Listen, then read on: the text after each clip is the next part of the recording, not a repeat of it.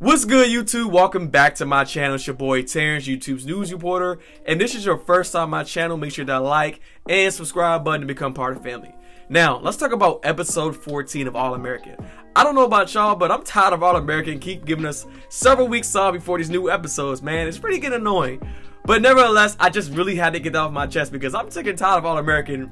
Honestly, every time a new episode comes out, it's like one or two, then all of a sudden we're taking a month off. Like, what's up with that? But anyways, I digress, man. I just had to get that off my chest. So let's hop straight into things, man. First, let's talk about Laura's mom, Wendy. This is the first time we've been introduced to Wendy in this season. So when Wendy first got into this episode, you know, her and Laura were kind of going back and forth. She was trying to convince Laura to stop what she's doing, you know, because you can't fight the justice system, blah, blah, blah. So her and Laura have two separate views, right? Laura was like, listen, mom, you fight your battles one way, I fight my battles this way. But in retrospect, they both are trying to fight the justice system, but just in their own ways. Like, they both want change, but they just have different views on how to go about that. But anyways, we still don't really know why she showed up, but she did end up saving the day when she called one of her police buddies on the union to find a loophole when the police force tried to indict Olivia for stealing police evidence. So kudos to Wendy for saving the day, but it actually turns out that Laura didn't want Wendy's help and she decided to step down regardless. So she's going to fight her battle her own way outside of the justice system. Now, let's talk about GW. Obviously, every season, GW has kind of been a little bit of an ass. He's kind of old school, kind of just stubborn, stuck in his ways. But every once in a while, he has, you know, what's the word I want to use? A positive moment or a spark. Kind of a nice guy. He has his moments when he's actually a good person. So, in this particular episode, when he was talking to Jordan, you know, and Jordan was talking about Simone, it reminded him of his wife. And all of a sudden, after that, he stormed off and he was never seen no more until the end of the episode. So, comes to find out at the end, Coach Baker has been hating his dad, resenting his dad for so long because he felt like his dad sent his mom away, when it turns out he was completely wrong. GW did not willingly send his wife away. She told him to do that. So he didn't do it because she was sick and he was like, you gotta leave. She told him to do it because she didn't want her son to see her that way. She wanted her son to focus on sports, because if he saw her that way, he would have stopped playing football and focused all his energy on her. So GW had a touching moment there, and even when it came to the plate, he was like, listen, your mom made this on our first date.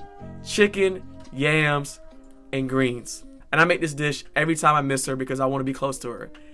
And I was like, yo, GW, you're actually having a real person moment. Like, you're not being that typical ass like you normally are. And that was actually good to see, man. Finally, GW is being a real person and not this mean old dude. So that was actually a touching part, man. And I was glad to see because, you know, Coach Baker has been resenting his dad for so long. You know, his dad's always hard on him. And now we see why, because, you know, his wife wanted her son to make it to the NFL. And basically his dad was, you know, basically doing what his dead wife wanted. I mean, I guess her last wish. I won't say dead wife, but her, you know, her last wish. And that was to make sure her son makes it to the NFL. So I guess he gave everything he could to make sure his son makes it to the NFL. So maybe that's why, you know, GW's always hard on his son. I don't know. But, you know, now the secret's out, and I hope that him and Coach Baker, you know, become, you know, basically a better father-son duo, man. Hopefully, you know, things were transpired for the better. Now, let's talk about Preach. Preach is an interesting character, man, right? So every episode, we know that Preach, you know, is loyal, right? He's very loyal, and he gives some great advice. And in this particular episode, he gives some awesome advice to Spencer. He tells Spencer that in life, you only get 3 real day one friends. I'm talking about sandbox friends. And those friends were basically Sean and Coop. He basically was saying to Spencer that it doesn't matter what type of beef that you and Coop got, y'all need to squash it and y'all need to get your stuff together. And he was basically spitting game to Spencer, saying, listen, you and Coop need to put aside whatever y'all got going on because y'all are 2 real day one friends. He didn't say those exact words, but that's how I interpreted it, and that's how Spencer interpreted it. Because towards the end of the episode, Spencer showed up to Coop's birthday. It was Coop's birthday. Obviously, they had this huge pack her, Spencer, and Sean, when they turn 18, you know, what do they want to do when they grow up, and certain things in this letter. And, you know, Sean couldn't be there, obviously, because Sean, you know, is dead. And, you know, her and Spencer aren't really close right now, but Spencer showed up and he gave her, you know, what she wanted for 18th birthday. And that was really good to see, man, you know. But when he showed up to the party, I didn't get why he stood to the side. Like, you did all that to not show your face. Obviously, Preach spit game to you, drop knowledge, you know, telling you that, hey, listen, y'all need to put aside y'all beef and you need to show up to the party tonight. Coop would love to see you. You stood to the side. I mean, obviously, you see, you know, Coop smile when she saw your gifts, but why not show your face, bro? Like, Preach did not get to you. Like, Preach obviously got to you. Why didn't you walk in there and say, yo, Coop, happy birthday? That's all you had to say. Like, you didn't have to stand there. Like, you didn't have to stay. You could have showed face, say happy birthday, you know, show a little love, and dip out. But you chose to give a gift, stand to the side and watch off, and just walk away. I don't know, man. Like, it was, you had me, bro. You was like up here. Like, I was like, yeah, Spence, you know, you're doing the right thing. Then you just duck off. I don't get it, man. I don't get it. But nevertheless, that's the first thing I want to talk about Preach. The second thing I want to talk about Preach is, who is this little girl? Does Preach really have a daughter? Like, do y'all really think that's his kid?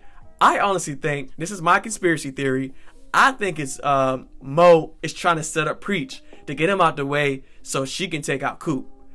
That's my thought, because there is no way that Preach all of a sudden has a child. Like, come on now, let's be for real. Where does this little child come from? Who's the baby mama? I have so many questions. Okay, she's been blowing up his phone, blocked or unknown or whatever you may be. She's been blowing up his phone the whole time. Why not call it from a real number? You know, why block the call? Why make it unknown or whatever? Why hide the number? You know what I'm saying? So that's why I think Mo put his child up to it. I don't think that's Preach's child. I really don't. She's a whole different skin tone. I have so many questions, man. I do not think that's Preach's child. And then finally, man, let's talk about Spencer and this note and Crenshaw. First, let's talk about Spencer and Crenshaw. So Spencer, obviously, they had to win. They were in the playoffs. If they lost, they go home. You know, you win or go home. It's clear as day. Spencer was acting a fool, bro. Like, obviously, they lost Chris as QB1. Chris' grandmother died. So, you know, it was all on Spencer. And Spencer was being, you know, kind of an ass. Clearly, the backup QB is not as good as Chris. We know that. We know that. And Spencer knows that.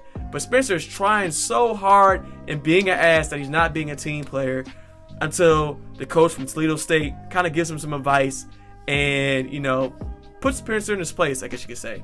But Spencer wasn't hearing him during the first half of the game. Spencer tried to do everything his own, told coach to say, hey, listen, put me at QB. Other boy, he's not good. I'm your best chance. And he heard him. So, basically, they played horrible the first half. But then the second half, Spencer heard the Toledo State coach talking in his head with the advice that he had. And then Spencer realized he was right. They got to go out there, play as a team, and have fun. And that's when they ended up winning the game, man. It was good to see. And Spencer laid out the final block of the game. Laid homeboy out that rocked Jordan. And I thought dude was hurt, but he ended up getting up. But, yeah, Spencer laid homeboy out, actually played like a team player, and they end up winning the game. And then after the game, the Toledo State coach offered Spencer a full ride scholarship. So Spencer finally has a full ride scholarship. That is some weight off his shoulders. He can get out of Crenshaw. So kudos to you, Spencer. Now, the final thing I want to talk about is this note. Obviously, this was the main topic of the episode, so I wanted to save the best for last. The note between Sean, Spencer, and Coop. They wrote that when they were kids. What did they want to do when they got 18? Obviously, Sean didn't make it to 18. And in one moment in the show, during the flashback, Sean was like, Sean, what do you want to do when you make it to 18? And he was like, live. And they just kind of looked at him. He was like, oh no, I'm joking. You know, me and my brother are gonna do this. And that was kind of that kind of sucked, man, because you know you can't. He didn't make it out of the hood. He didn't make it out of the hood, man. He didn't make it to 18. Only Spencer and Coop made it to 18. Coop said she wanted to be a rapper. It turns out she's a rapper. Spencer he said he wanted to play for UCLA. Well, obviously that didn't happen, but he's going somewhere else. So I guess you could say he still achieved his dreams. He just pivoted to a different school. So they made a letter when they was like 8, 9, 10, however, they were kind of young, and basically they wrote code stuff on what to give each other when Coop turned 18, and that's what Spencer gave it to her at her birthday. And gave us tattoos, money, the American flag symbol, the little pin, and the skydiving thing. So it was all code words, and Spencer, really just made Coop's birthday. I was glad to see that Spencer did listen to Preacher's advice and just showed up for Coop's birthday, because obviously Coop was going through it that day. She didn't want to have a birthday party. She went to visit Sean at his grave site. So Coop was going through it that day, and I was glad that Spencer came through, and I was glad that Preach really got through to Spencer. So that is all the main topics I wanted to talk about today. Sorry guys, I was rambling, but yeah, man, this episode took a few weeks to finally happen, but it finally happened. And next week's episode, Spencer is still getting into it with another one of his teammates. It seems like this guy just cannot get along with his teammates. This time he's going at it with the running back. I forgot the running back's name, but as always guys, the preview to next week's episode is going to be in the description box, so you guys can watch it for yourself. Obviously, I can't put it in this video because of copyright issues, and YouTube is super strict, as I say each week. So yeah, it'll be in the description box. But that's all the time I got for today. If you like this video, please give it a thumbs up and subscribe. Also, hop in the comment box and let me know your thoughts on this week's episode. Until next week, guys, I'll catch y'all later.